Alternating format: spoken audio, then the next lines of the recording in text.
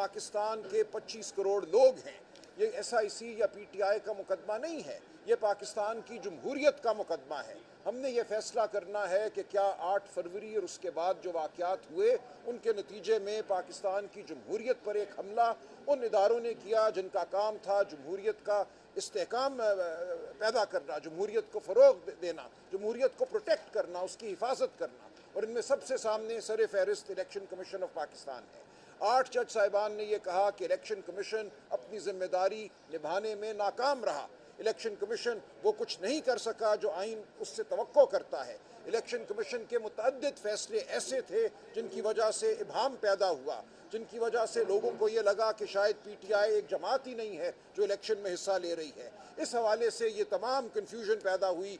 एक तज़ब्ज़ुब का आलम था कि हमने बतौर आज़ाद उम्मीदवार इलेक्शन लड़ना है, हमने इलेक्शन लड़ने के बाद PTI को ज्वाइन करना है, या हमने सुन्नी इत्तेहाद काउंसिल को ज्वाइन करना है, कानून हमसे क्या चाहता है। ये तमाम सूरत हाल इलेक्शन कमीशन के गलत फैसलों की वजह से पैदा हुई, और उन गलत फैसलों को तमाम 13 जजों ने गलत कहा है। ये बात बहुत अहम है कि जो अफरा तफरी का आलम था इसका बड़ा सबब इलेक्शन कमीशन ऑफ पाकिस्तान था। तो ये हमारा मुकदमा है कि इलेक्शन कमीशन ऑफ पाकिस्तान ने न सिर्फ ये कि अपना आइनी फ़र्ज़ अदा नहीं किया, आइनी फ़र्ज़ ये था कि एक साफ शफाफ इलेक्शन हो, बल्कि इससे बढ़कर इलेक्शन कमीशन ऑफ पाकिस्तान के फ़ैसलों ने अवाम के रास्ते में रोड़े अटकाए। अवाम को अपनी जो आवाज़ है उसको ऐवान तक पहुँचाने में न सिर्फ ये कि मदद नहीं दी, बल्कि उसके रास्ते में हायल हुआ इलेक्शन कमीशन। ये है 8 जज साहिबान का फ़ैसला, और 8 जज साहिबान ने ये कहा है कि जो गलतियाँ इलेक्शन कमीशन ऑफ पाकिस्तान ने की उनका खुमियाजा पाकिस्तान के अवाम को हम नहीं भुगतने देंगे। पाकिस्तान के अवाम का ये हक़ है कि जमहूरी तरीके से उनके जो नुमाइंदे हैं वो ऐवान में आएँ। इन नुमाइंदों में वो शामिल हैं जो बराह रास्त इलेक्शन लड़ के आते हैं, और वो ख़वातीन और वो गैर मुस्लिम जिनको मखसूस नशस्तें दी जाती हैं मुतनासिब नुमाइंदगी की बुनियाद पर।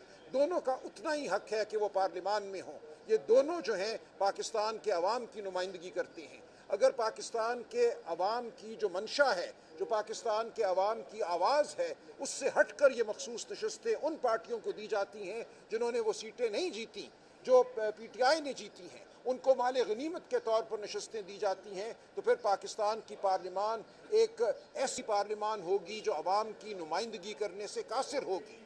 अगर पार्लिमान ने रिप्रेजेंटेटिव होना है, अवाम का नुमाइंदा ऐवान होना है, तो ज़रूरी है कि मखसूस नशस्तें उनको दी जाएँ जिनके लिए अवाम ने दर हकीकत वोट डाला।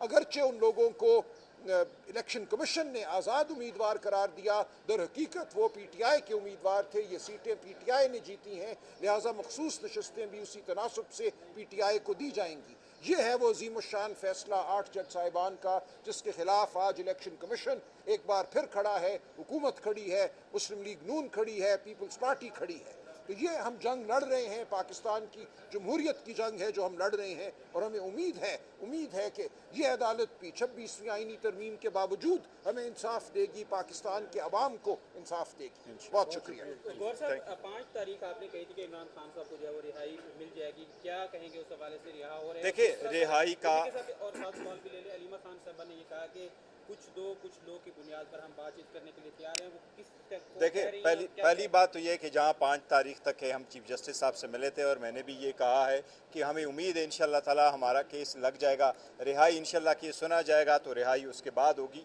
लेकिन हमें अभी भी उम्मीद है इंशाल्लाह ताला 5 तारीख को केस लगना चाहिए। चीफ जस्टिस साहब ने कहा था लिस्ट आनी चाहिए, उसमें खान साहब का केस होना चाहिए और अर्गो होना चाहिए, फिर आगे आईन कानून के मुताबिक फैसला हो।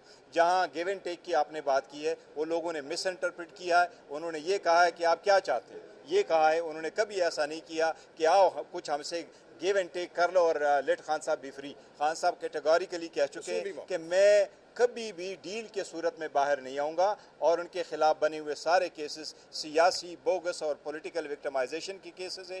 पहले 300 केसेस बनाए गए, फिर 5 दिन में 3 कन्विक्शनें करवाई गई, 45 साल की सजाएं दी गई। अल्हम्दुलिल्लाह आवाम के दिलों में हैं, वो बिल्कुल बेगुनाह हैं और रिहाई हर सूरत होने चाहिए। Thank you.